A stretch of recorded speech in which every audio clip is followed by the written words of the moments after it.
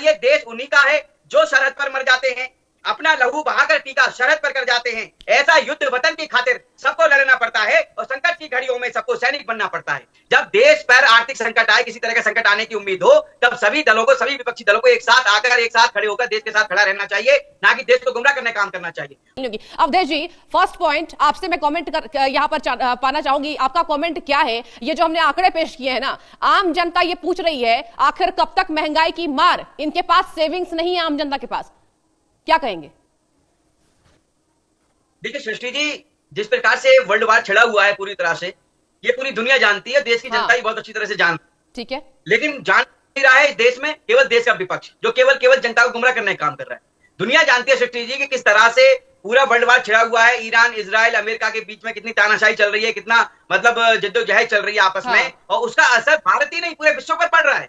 और एक बात सोचिए, भारत को छोड़कर कई बड़े देश ऐसे हैं जहां पर आप समझिए पेट्रोल और डीजल की राशनिंग की जा रही है और इवन रूल लागू किए जा रहे हैं। लेकिन वहीं हमारे देश में फिर भी 4-5 रुपए जो बढ़ाए गए हैं, वो इसीलिए बढ़ाए गए हैं क्योंकि थोड़ी बहुत जो कमी है वो दूर हो सके, कम पैसों में ज्यादा लोगों को सके। लेकिन ये बात विपक्ष को समझनी चाहिए। देखिए, कभी भी यदि देश के ऊपर कोई बात आती है आर्थिक स्थिति को लेकर, युद्ध को लेकर, तो मैं समझता हूं कि सभी दलों को एक साथ खड़े होना चाहिए। देखिए, एक हरिओम पवार जी ने एक कविता बहुत अच्छी लिखी है, मैं आपको सुना देता हूं आपके दर्शकों को, कि क्या ये देश उन्हीं का है जो सरहद पर मर जाते हैं, अपना लहू बहाकर टीका सरहद पर कर जाते हैं। ऐसा युद्ध वतन की खातिर सबको लड़ना पड़ता है और संकट की घड़ियों में सबको सैनिक बनना पड़ता है। जब देश पर आर्थिक संकट आए, किसी तरह का संकट आने की उम्मीद हो, तब सभी दलों को, सभी विपक्षी दलों को एक साथ आकर, एक साथ खड़े होकर देश के साथ खड़ा रहना चाहिए, ना कि देश को गुमराह करने का काम करना चाहिए। आज देश में कीमतें बढ़ रही हैं, 4 रुपए 5 रुपए, उसमें इस तरह से भड़का रहे हैं लोगों को।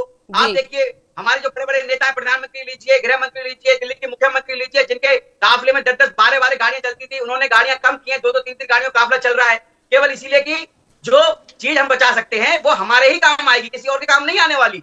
और रही बात देखिए पेट्रोल बढ़ने की, तो जो पैसे बढ़ते हैं उसमें सबसे ज्यादा पैसा कांग्रेस शासित राज्यों में बढ़ाया गया है। तेलंगाना में कांग्रेस की सरकार है, 118 रुपए लीटर पेट्रोल है वहां पर। केरला में आप देखिए कांग्रेस शासित सरकार है, 114 रुपए लीटर पेट्रोल है वहां पर। कर्नाटका में कांग्रेस शासित सरकार है, 110 रुपए लीटर वहां पर पेट्रोल है। इस पर कोई जवाब नहीं आएगा। कोई नहीं, मैं आपसे चाहूंगी, फिर मैं जाऊंगी, डॉक्टर टीना कर्मवीर भी इंतजार कर रही है। अवधेश जी, देखिए कांग्रेस ये कह रही है कि बीजेपी की नीतियां कमजोर है। हाँ अवधेश जी, बस एक और कमेंट आपसे मैं चाहूंगी सर। कांग्रेस ये कह रही है कि आपकी आर्थिक नीतियां बहुत पुअर है, बहुत वीक है, यही वजह है कि देश की आम जनता को ये झेलना पड़ रहा है। क्या कहेंगे इस पर, क्या अपना पक्ष रखेंगे? देखिए सृष्टि जी, आर्थिक स्थिति की यदि हम बात करें, भारत आज के समय में कई देशों के मुकाबले बहुत मजबूत स्थिति में खड़ा हुआ है। मैंने बताया ना, कई देश तो ऐसे हैं जहां पर राशनिंग की जा रही है। और कांग्रेस की जब एक बार सरकार थी 2013 में, इसी तरह का एक संकट आया था तेल पेट्रोल डीजल को लेकर, तो कांग्रेस सरकार ने ये संदेश दिया था देश में कि 8 बजे के बाद कोई पेट्रोल पंप देश में नहीं खुलेगा। ऐसी कोई अपील, ऐसा कोई आदेश बहस का मुद्दा आपने छेड़ दिया। आपके इसी लाइन पर मैं कमेंट ले लेती हूँ डॉक्टर टीना कर्मवीर जी का। टीना जी, देखिए अब बीजेपी की